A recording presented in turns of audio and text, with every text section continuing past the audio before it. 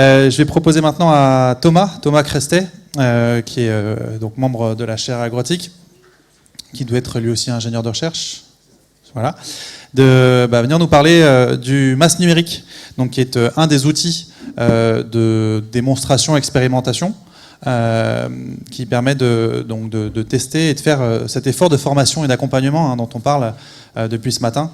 Et l'un des outils à employer pour réaliser cet effort, ça peut être le MAS numérique. Alors, qu'est-ce que le MAS numérique ? Bonjour à tous. Donc, le MAS numérique, c'est ces trois choses-là. C'est donc une exploitation viticole en production. C'est un des deux domaines de Montpellier Supagro. C'est une exploitation viticole méditerranéenne, donc qui produit du vin et qui le vend. Qui utilise depuis 2 ans des solutions numériques qui sont commercialisées sur le marché et qui sont toutes complémentaires les unes avec les autres. Donc en fait, c'est un dispositif de démonstration et de formation qu'on utilise nous pour nos enseignements, pour être au contact des entreprises qui mettent à disposition ces solutions. Il y en a quelques-unes par ici et je les remercie encore. Et puis pour nos formations d'être à jour et puis ensuite d'identifier finalement des enjeux qu'on voit poindre quand on met sur une même exploitation en production des solutions qui sont complémentaires pour voir finalement les potentiels qu'elles ont à travailler ensemble et puis du coup le chemin qui reste à parcourir potentiellement pour les connecter entre elles. Voilà. Donc là l'idée de ce que je voulais proposer, c'était de peut-être faire un petit aperçu rapide en prenant la fenêtre géolocalisation et de voir comment ça se traduit sur le domaine, les différentes solutions qui sont utilisées, quelle est la diversité des usages et de la manière dont se traduit l'utilisation de la géolocalisation sur le domaine. Et puis on disait que la viticulture était un parent pauvre potentiel des techniques de géolocalisation. Voilà, le MAS numérique montre qu'il y a quand même des choses qui peuvent être déployées et utiles, a priori. Oui, et puis on va voir que c'est peut-être un peu... Ça va être d'autres usages, finalement, que ce qu'on a connu en grande culture et ce qui fait beaucoup parler, forcément. Donc, finalement, sur le partenariat des entreprises, ça, c'est toutes les solutions des entreprises qui, dans leurs solutions qui sont déployées sur le domaine, utilisent ou intègrent de la géolocalisation d'une manière ou d'une autre. Voilà, donc on voit que c'est quand même pas anecdotique. C'est plus de la moitié des solutions qui intègrent d'une manière ou d'une autre, de la manière la plus simple, de la manière pas la plus poussée, mais en tout cas de manière plus vraiment intégrée, de la géolocalisation. Ça prend des diversités d'utilisation complètement. Ça va être rebouclé sur ce qui a été dit ce matin. Mesurer, afficher la vitesse sur un tracteur en temps réel, un vieux tracteur qui n'a plus de compteur de vitesse. Géolocaliser une observation, une mesure, directement des capteurs qui intègrent la géolocalisation ou via un smartphone qui permet de géolocaliser une observation. Détecter l'entrée ou la sortie d'une parcelle, traquer du matériel agricole, se rendre dans une placette d'observation, donc c'est se rendre à un point qui avait été référencé historiquement, ou alors géolocaliser un objet, ça peut être évoqué je crois aujourd'hui encore, mais des objets qui intègrent de la géolocalisation juste pour avoir une alerte s'il y a un vol, tout simplement, si ça bouge, donc c'est plus de la surveillance. Et ça de manière dédiée, c'est-à-dire une puce GNSS qui est intégrée dans un capteur directement ou via une application smartphone. J'ai pris quelques exemples rapidement. Ça, c'est des capteurs qu'on met en deuxième monte sur des vieux pulvés où on installe quelques capteurs et puis une antenne GNSS, alors qu'elle est toute petite, on la distingue à peine sur le haut du cadre métallique là-haut. Mais voilà, en gros, c'est géolocaliser des nouvelles informations en équipant un tracteur de capteurs. Et puis pour se donner la capacité finalement de géolocaliser de l'information auquel on n'avait pas accès avant. Donc là, c'est une carte de pulvérisation pour observer finalement une qualité de pulvérisation ou mettre en évidence des rangs oubliés sur des parcelles. Voilà, ça c'est une utilisation alors qui n'est pas directement du fait du domaine, mais finalement qui l'utilise via une prestation, par exemple, sur l'exemple d'une carte de résistivité où on a un prestataire qui vient avec son outil et on voit l'outil qui est équipé d'une antenne GPS et finalement qui va permettre de fournir une information géolocalisée à l'agriculteur. Qui n'est pas la seule d'ailleurs, parce qu'il y a la carte de résistivité, et puis il y a aussi une information de MNT justement sur la parcelle.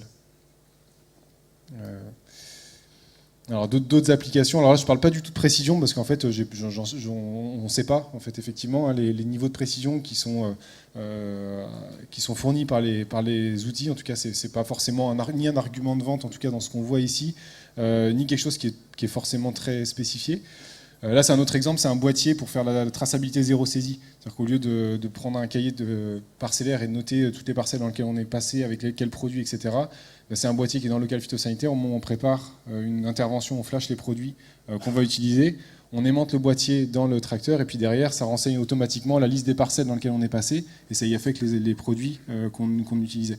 Donc là, du coup, c'est juste on va dire la valeur, là, c'est la facilité et la tranquillité sur le fait que ce qu'on a fait, c'est été tracé, enregistré, on n'a pas besoin forcément d'y revenir, il y a juste à le vérifier en tout cas. Oui, ça a beaucoup de conséquences pour les autres acteurs de la chaîne, plus en aval, parce que ces informations de traçabilité des pratiques, et notamment de charge de mécanisation ou type de produit ou autre, sont souvent très très mal renseignées dans les systèmes d'information ou de traçabilité agricole quand c'est fait à la main.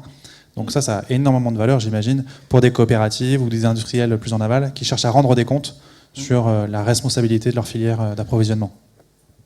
Pour un agriculteur à son échelle, en tout cas... Pour l'agriculteur, c'est déjà le soulager d'un travail très lourd et qui a peu d'intérêt a priori pour lui.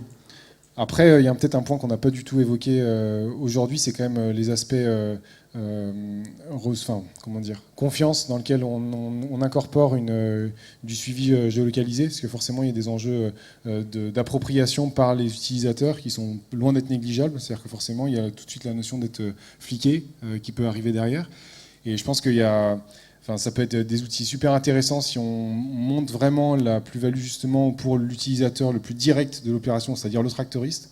Il faut se pencher d'abord sur ces fonctionnalités-là avant d'imaginer les fonctionnalités plus de filière ou d'enjeu, parce que derrière, si le tractoriste ne veut pas l'utiliser, il n'y a rien qui le forcera le jour J à prétendre un bug ou quoi que ce soit.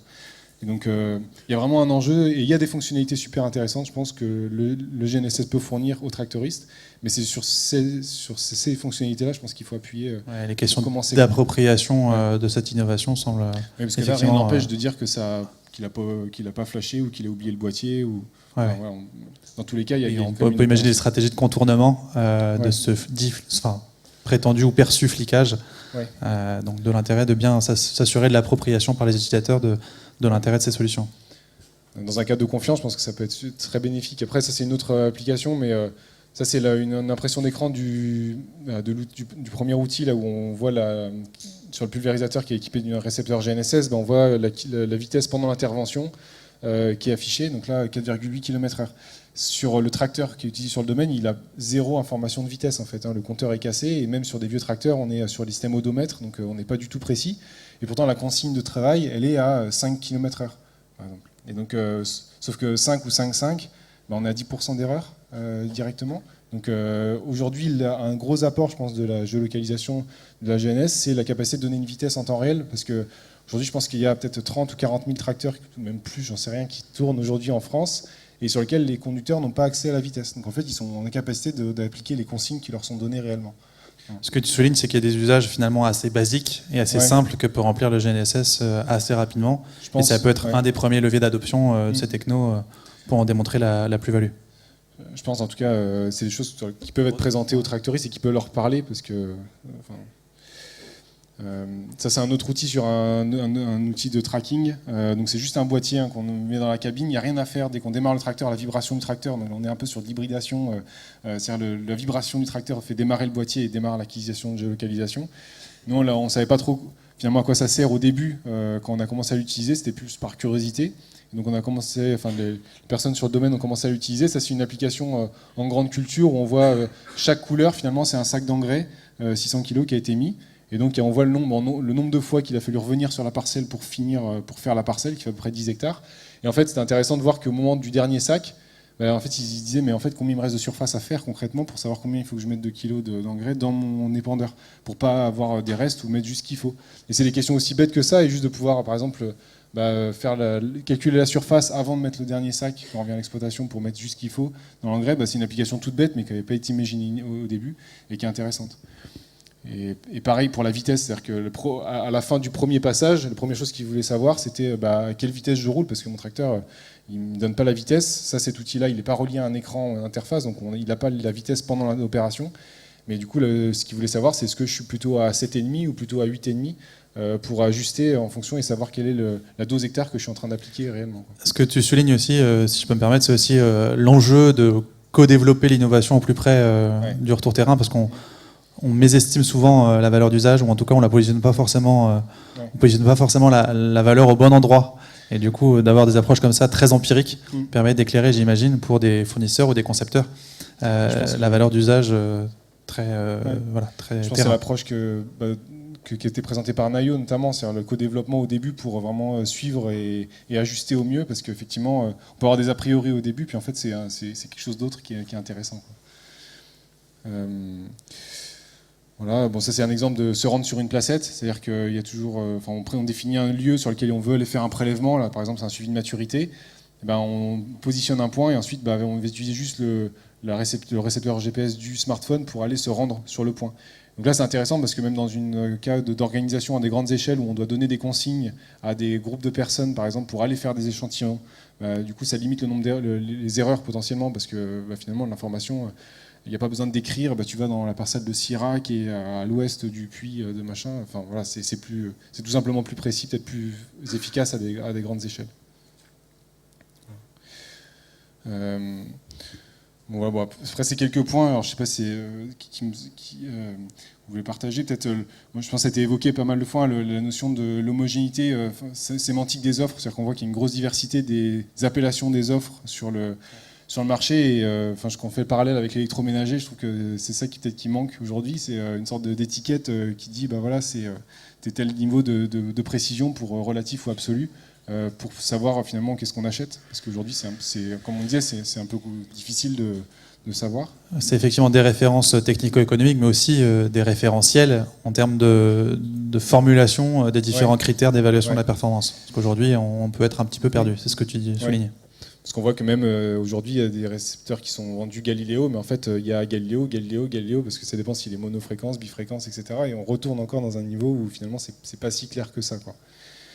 Je pense que juste l'accès à la vitesse de précision pour tous les tracteurs agricoles, je pense que ça peut être, il y a peut-être quelque chose là-dessus. Et puis la notion de mettre des fois des outils tout simples qui donnent juste accès à de la géolocalisation, on va dire, pas la centimétrique, mais déjà plutôt peut-être un peu corrigée, et de la laisser dans les mains d'utilisateurs pour les suivre et de voir les usages qui s'en dégagent. Je pense que c'est intéressant, parce que je pense qu'il y a des choses intéressantes à suivre et à découvrir sous des approches comme ça. Et puis ça rejoint aussi un point qui a été pas mal revenu, c'est je pense qu'aujourd'hui il y a besoin d'une culture générale sur la géolocalisation, sur tous les nouveaux professionnels de l'agriculture ou les professionnels actuellement en cours. Parce qu'on voit qu'une fois qu'on a ça en tête, c'est plus facile de s'approprier aussi des nouveaux produits, des services, des fiches techniques que quand on ne l'a pas. Et du coup, je pense que sur le masse numérique, on va essayer de travailler là-dessus pour générer des ressources et potentiellement donner des petites briques élémentaires à l'enseignement pour favoriser l'acculturation, une sorte de culture générale autour d'outils comme ça. Et que ce soit une culture générale qui ne serait pas que portée par des spécialistes. C'est ça aussi que j'entends dans ce que tu dis, mais aussi... nous, on a notre rôle à prendre en tant qu'organisme de formation, mais finalement, c'est un travail de filière générale. Mais on revient à l'importance du parcellaire, parce qu'on a beaucoup parlé de géolocalisation, mais finalement, dans pas mal de cas, il faut savoir si on est dans ou à côté de la parcelle, ou dans une zone à telle dose, ou une zone à telle dose. Est-ce que je suis chez moi ou chez le voisin, voilà, etc. Donc, il y a des notions comme disait Clément, je pense, qui m'avait fait monter ces enjeux-là. C'est pas si évident. Et puis après, une question, finalement, quand on voit une photo comme ça, on voit qu'initialement, par exemple, cette parcelle-là, elle a été dessinée par photo-interprétation. C'est-à-dire qu'on a pris le fond IGN, on a détouré en cliquant, on va dire, sur les bords, puis on a considéré que c'était la parcelle. Et en fait, on peut aussi voir que par l'arpentage, on peut la dessiner par la mesure de la géolocalisation. Et en fait, à un moment... aujourd'hui, je n'ai pas vu de blocage ou de choses comme quoi ça peut être gênant, mais en fait, au bout d'un moment, sur des applications ultra précises, on peut se demander quelle est la donnée de référence finalement. Est-ce que la photo-interprétation est assez bien géoréférencée et aussi bien géoréférencée que du GPS centimétrique qu'on va faire en faisant le contour de parcelle? Parce que sur le domaine, là, on va commencer à avoir deux types d'informations sur la définition du parcellaire qui vont cohabiter. Historiquement, on a tout refait en digitalisant les parcelles. Et puis là, finalement, dès qu'on refait une plantation, on va faire un arpentage. Mais du coup, au fur et à mesure, on a deux sources de définition du parcellaire. Et en fait, est-ce que les deux sont utilisables dans les deux cas? Quelles sont les limites? Enfin, c'est pas clair forcément, mais en tout cas, il y a peut-être un... Aujourd'hui, je ne suis pas forcément au clair sur les niveaux de précision des photo-interprétations, par exemple. Est-ce qu'elles sont aussi précises que les GPS haute précision? Voilà, ça c'est un exemple, hein, c'est juste par digitalisation, on fait un détourage d'une parcelle sur le téléphone, par exemple, sur un fond Google, et puis on va faire le tour à la main levée, là, c'est avec un appareil que nous a prêté Permagro, hein, sur une parcelle du domaine.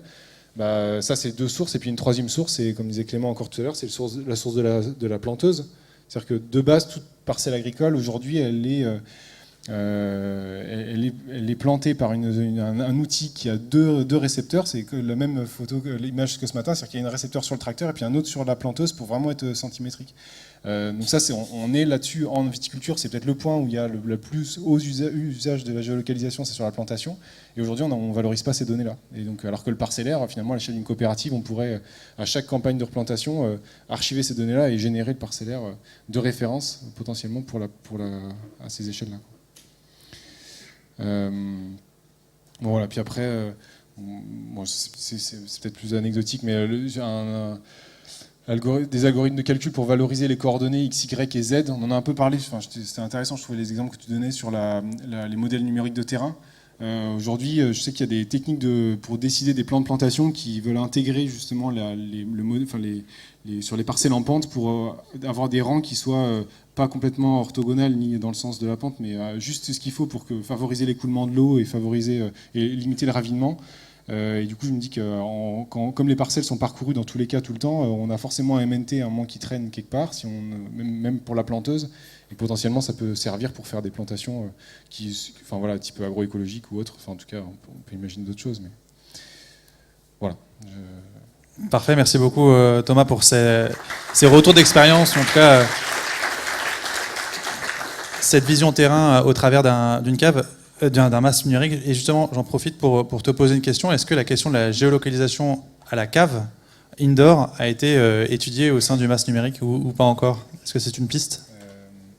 Non, alors sur la partie vraiment partenariale avec les entreprises, non. On a eu juste un module étudiant la semaine dernière sur l'utilisation des réseaux LoRa où on se pose la question, mais c'est pas du commercial, c'est plus on va dire du test avec les étudiants qui sont dans la salle d'ailleurs aujourd'hui. Et après, après peut-être qu'il y a d'autres applications du type juste flash de code, parce que les cuves ne bougent pas a priori dans la cave, donc juste en les identifiant via des codes barres ou autres, ou d'autres types de puces qui permettraient d'associer de l'information à une localisation, mais pas via satellitaire, quoi. Bon, ce sera l'objet peut-être d'un prochain colloque, qui sait. Merci beaucoup Thomas, je vais garder avec moi le micro.